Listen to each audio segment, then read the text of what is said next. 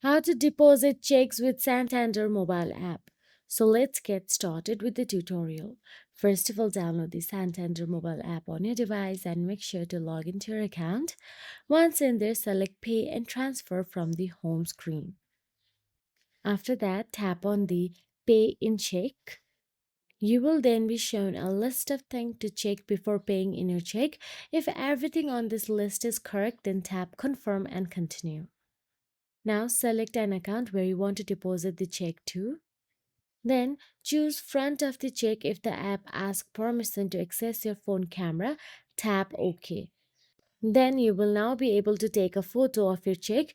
You will get tips on how to position your check. The photo will be taken automatically when the image is steady and clear, but you can take the photo manually as well. Make sure the check is on a flat dark surface and is in good light.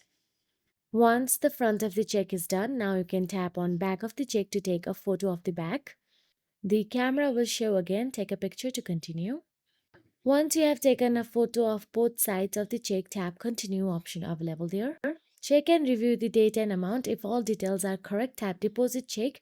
If you need to take the photo again, tap retake photo. The check has now been scanned and the money will be paid into the account once final verification are completed successfully.